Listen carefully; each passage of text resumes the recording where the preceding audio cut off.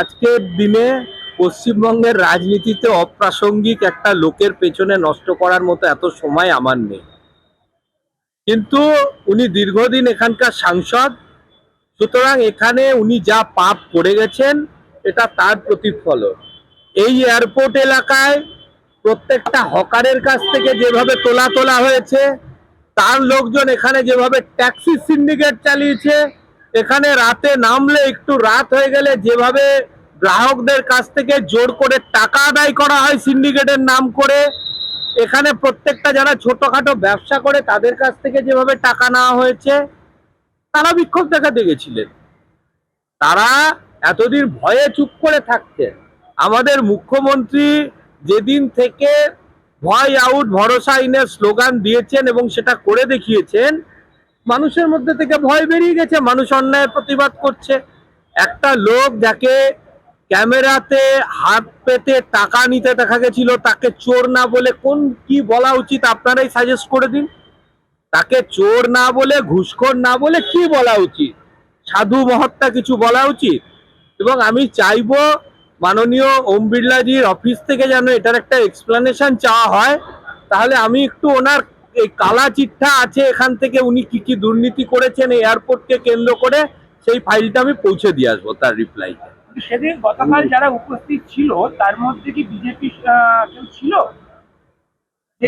কোনো দলীয় পতাকা নিয়ে কেউ ছিল না। এবার এখন বিজেপি সাপোর্টার তো কেউ থাকতেই পারেন, কিন্তু কালকে যারা ওখানে ছিলেন, আমরা দুই বিধায়ক ওখানে গেছিলাম, আমি এবং মাননীয় অরিজিৎ বক্সী।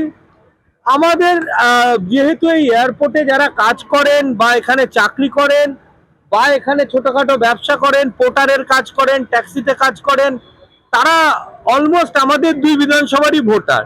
তারা তাদের বিধায়কদের সাথে সৌজন্য বিনিময় করতে গেছিলেন, এর মধ্যে তো দোষের কিছু নেই। শুধু আপনার নাম না, অরিজিৎ বক্সীর নামও তিনি দিয়েছেন। ওটাই, এখন উনি একটু প্রাসঙ্গিকতা খুঁজছেন, অত ফালতু সময় নেই। তবে আমি আবার বলছি, চোরকে তো মানুষ চোর বলবে, চোরকে তো সন্ত বলবে না। যাকে ক্যামেরার সামনে টাকা নিতে দেখা গেছে তাকে মানুষ কি বলবে? উনি ভালো কথা বলার মতো কোনো কাজ তো করেননি এতদিন ধরে এখানে। আপনি সৌগত রায়ের উদ্দেশ্যে কিছু বার্তা দেবেন? কি বার্তা? সুস্থ থাকুন। আপনারা চলে যাওয়ার পরেও পরবর্তী ক্ষেত্রে দ্বিতীয়বারের জন্য সেখানে কালো পতাকা দেখানো হলো।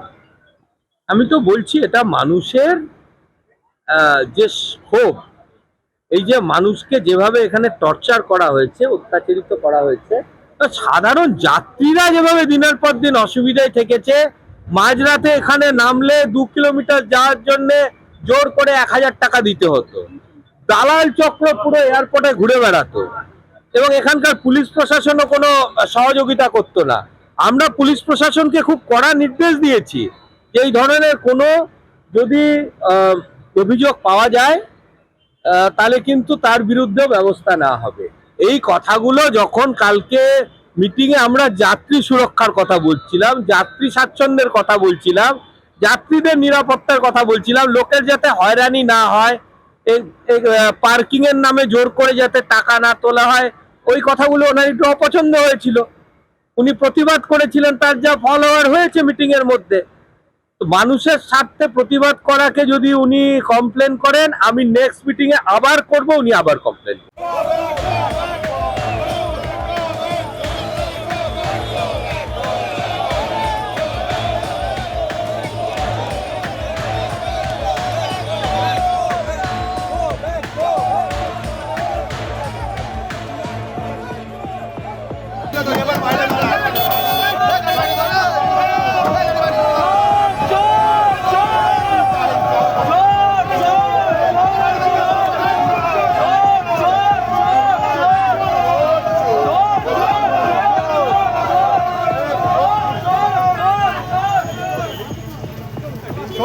चोर है।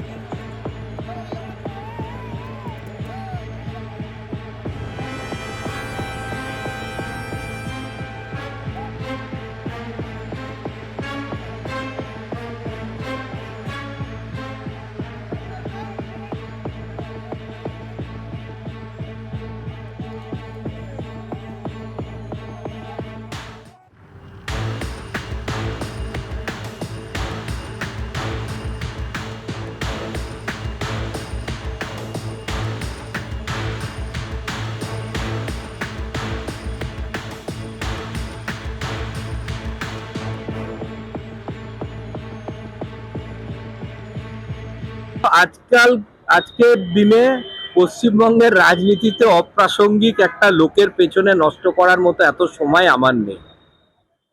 কিন্তু উনি দীর্ঘদিন এখানকার সাংসদ, সুতরাং এখানে উনি যা পাপ করে গেছেন এটা তার প্রতিফলন। এই এয়ারপোর্ট এলাকায় প্রত্যেকটা হকারের কাছ থেকে যেভাবে তোলা হয়েছে, তার লোকজন এখানে যেভাবে ট্যাক্সি সিন্ডিকেট চালিয়েছে, এখানে রাতে নামলে একটু রাত হয়ে গেলে যেভাবে গ্রাহকদের কাছ থেকে জোর করে টাকা আদায় করা হয় সিন্ডিকেটের নাম করে, এখানে প্রত্যেকটা যারা ছোটখাটো ব্যবসা করে তাদের কাছ থেকে যেভাবে টাকা নেওয়া হয়েছে, তারা বিক্ষোভ দেখাতে গেছিলেন।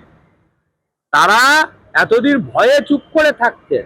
আমাদের মুখ্যমন্ত্রী যেদিন থেকে ভয় আউট ভরসা ইনের স্লোগান দিয়েছেন এবং সেটা করে দেখিয়েছেন, মানুষের মধ্যে থেকে ভয়